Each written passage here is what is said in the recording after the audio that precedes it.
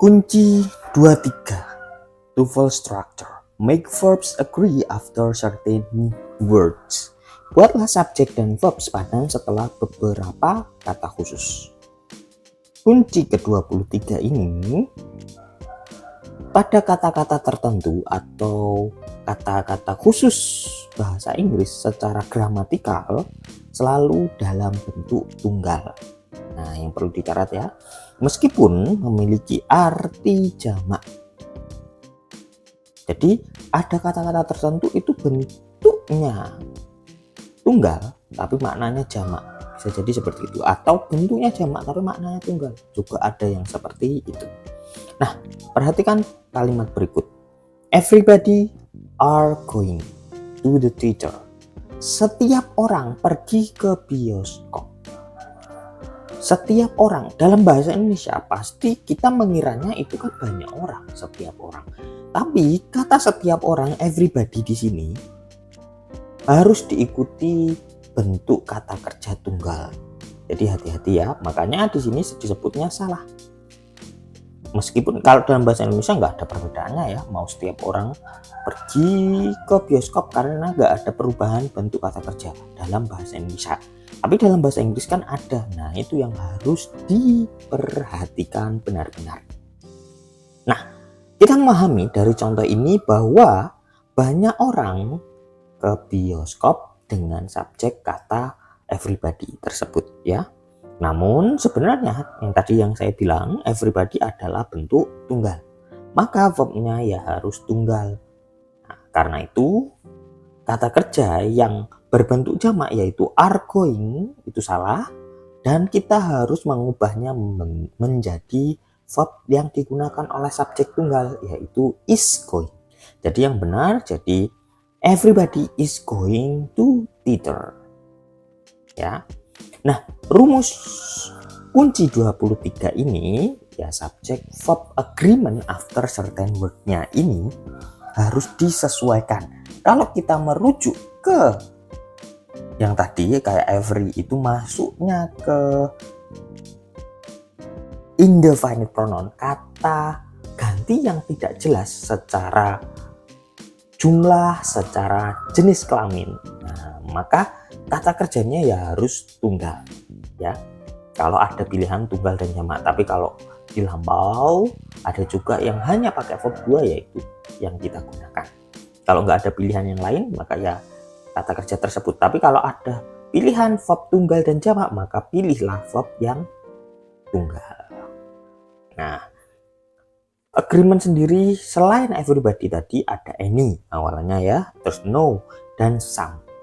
Selain body ada one, ada thing. Jadi contoh seperti anybody, anyone, anything, everybody, everyone, everything, nobody, no one, nothing, somebody, someone, something. Dan ada juga seperti each dan every, mesti diikuti benda tunggal ya, meskipun every setiap. Nah, setiap itu kan banyak. Each itu setiap juga, tapi bendanya tunggal, maka verbnya juga harus tunggal. Nah, jadi yang perlu teman-teman pahami untuk any, every, no, dan some yang diikuti body, one, dan thing maka harus tunggal. Hati-hati dengan every dan maksud saya some ya, yang perlu hati-hati itu sebenarnya karena some harus bisa juga diikuti benda jamak. Nah, kalau benda tersebut selain body, one, dan thing maka verbnya juga harus disesuaikan yang jamak juga. Nah, jadi ini ya yang perlu diperhatikan untuk kunci nomor 23. Latihan kunci 23 structure. Contoh, ada every cell in the body are continually reviewing itself. Every cell in the body. Every kalau diikuti benda itu bendanya harus tunggal. Cell berarti sudah benar ya. Nah, selain itu kita lanjutkan 20 detik untuk menjawab.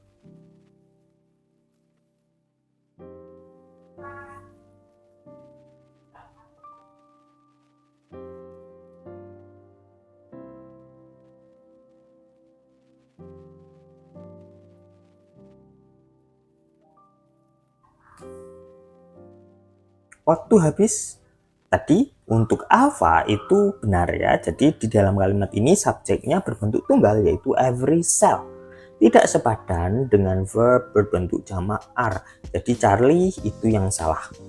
Kalau body bagaimana? Body-nya kan setelah in the body, bukan setelah every pas ya.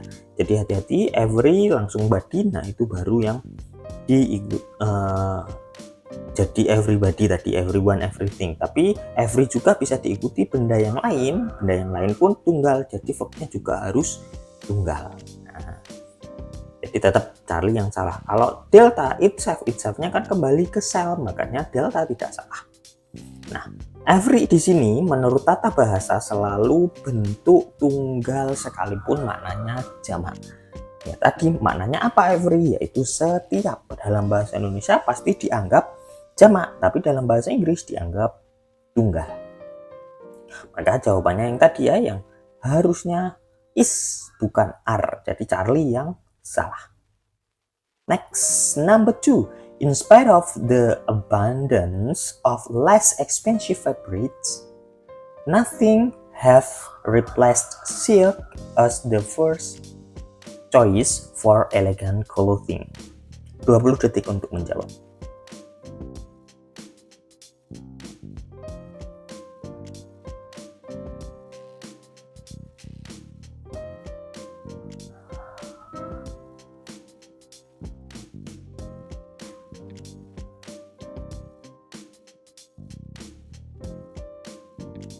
Waktu habis. Di sini di dalam kalimat ini subjek dalam bentuk tunggal ada nothing, itu subjeknya ya, tidak sepadan dengan verb bentuk jamak have itu kan verb 1. Kalau subjeknya tunggal berarti nggak boleh ketemu verb 1, harusnya verb SIS. Nah itu ya pasangannya verb 1 dan verb SIS. Nah, pasalnya nothing menurut tata bahasa tadi bentuknya tunggal sekalipun maknanya jamak nothing, tidak apa-apa maknanya, atau tidak satupun. Tak satupun. Nah, banyak berarti kalau dalam bahasa Inggris. Wah, nggak satupun di sini nih. Dalam bahasa Indonesia pikirannya pasti merujuk ke yang jamak, tapi dalam bahasa Inggris dia tunggal. Maka jawaban yang paling tepat tadi ya, yang alpha, harusnya kita ganti dengan has, bukan have lagi. Kalau bravo tidak salah karena di situ adalah noun. Ya, have replaced silk as. Di situ pp diikuti objek the first choice, terus ada pp lagi for diikuti noun yaitu clothing. Elegant clothing itu noun phrase-nya. Nah, jadi untuk yang di atas kalimat in sampai fabrics itu nggak usah dipermasalahkan karena dia hanya apositif. Number 3. Every period of growth in trees are marked by an annual growth ring. 20 detik untuk menjawab.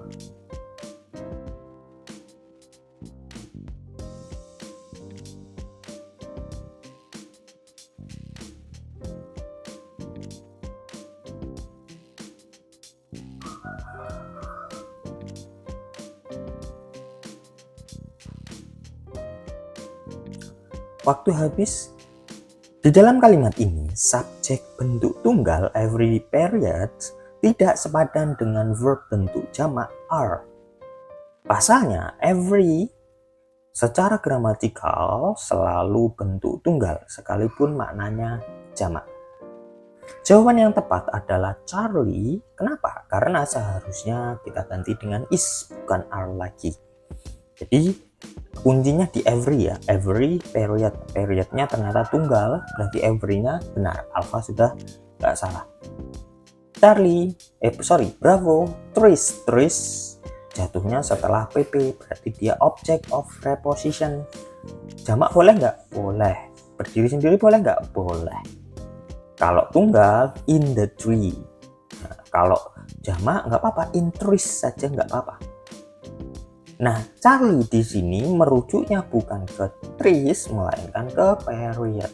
Jadi, Kalau ada PP hati-hati ya, PP itu tidak mempengaruhi pembentukan kata kerjanya.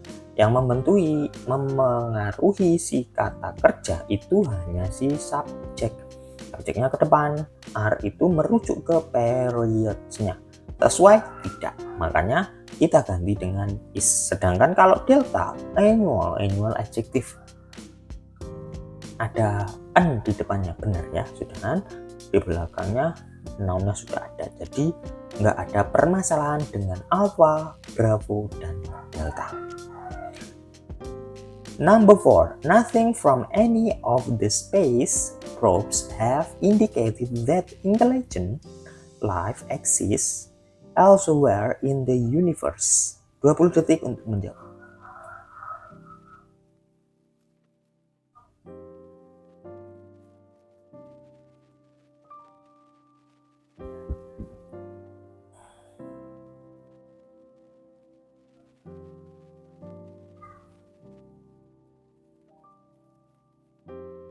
Waktu habis. Di dalam kalimat ini, subjek bentuk tunggal ada nothing tidak sepadan dengan verb bentuk jamak have, seperti yang di soal sebelumnya ya.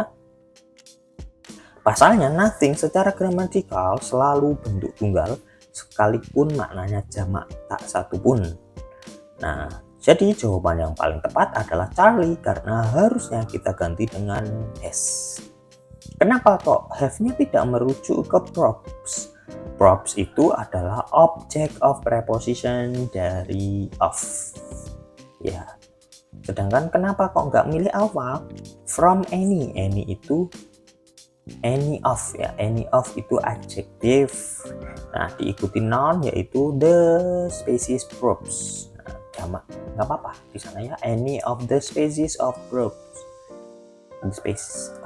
The space probes. Nah, jadi alpha, bravo tidak ada permasalahan. Any diikuti jamak bisa nggak? Bisa, karena dipisah oleh of. Tapi kalau nggak ada of-nya biasanya bisa jadi tunggal. Jadi nggak ada permasalahan alpha dan bravo. Kenapa nggak delta? Delta tidak bermasalah juga. Itu adalah adverb ya, jatuhnya setelah kata kerja exists. That in the legend life exists. Jadi tidak ada permasalahan dengan delta. Number 5, the force of a tornado can flatten anything that lie in its path. 20 detik untuk menjawab.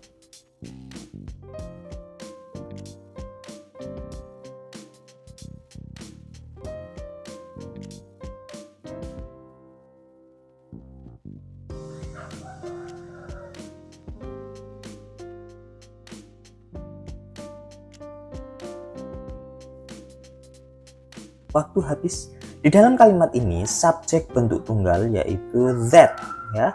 Kalau secara keseluruhan sebenarnya di sini ada dua kalimat yaitu the force of a tornado can flatten anything. Terus kalimat kedua yaitu that lie in its parts. Ya. Tuh. Jadi that di sana adalah subjek yang sekaligus sebagai conjunction yang menghubungkan kalimat di depan dan kalimat yang selanjutnya. Nah, karena that itu subjek, karena mengarahnya juga ke dalam bentuk tunggal kata ganti anything, jadi jatuhnya setelah anything, jadi seperti ini, namanya ini that lie bla bla bla, ini rangkaian dari adjective clause. Nah, jadi si pronoun seperti ini, anything, everybody, someone, dan lain sebagainya yang tadi bisa juga dijelaskan oleh adjective clause. Nah, maka sebenarnya anything dan that itu orang yang sepadan, kata yang sepadan. Kalau anything tunggal, that-nya tunggal, verb-nya juga harus tunggal ya. Nah, jadi seperti itu. Jadi tidak sepadan dengan bentuk subjek verb-nya ya. Anything kan ketemu verb tunggal, that juga tunggal, jadi lie salah. Pasalnya anything tadi secara gramatikal bentuknya tunggal sekalipun maknanya jamak. Jadi jawaban yang paling tepat yang Charlie, bukan lie lagi, melainkan kita tambahkan as lies. Karena merujuknya ke kata yang sama, lie-nya itu ke anything. Nah, sebenarnya kan z-nya ini diganti dari kata ganti, dijadikan conjunction. Nah, hasilnya dua kalimat, the force of the tornado can flatten anything, titik. Terus kalimat kedua yaitu it lies in its part. It-nya kan ke anything, dan kita gabungkan dua kalimat tersebut, it-nya diganti dengan that. Verb-nya ya tetap sama karena merujuknya ke kata yang sama yaitu anything. Jadi seperti itu, maka Charlie yang salah. Kenapa nggak Alpha the force? Nggak ada permasalahan ya. Force noun, terus ada PP yaitu of a tornado, terus verbnya can flatten. Kenapa nggak bravo? Can itu modal, verb auxiliary kata kerja bantu harus diikuti verb satu flatten, udah benar jadi bravo. Delta, kenapa kok enggak its part? Its-nya merujuk ke anything atau ke the force, maka delta sudah benar. Tunggal semua ya, kalau kita ganti dengan there, kemana? Anything tunggal, a tornado tunggal, the force juga tunggal, makanya delta juga benar. Ya sudahan, yang salah adalah lie. Thanks for watching.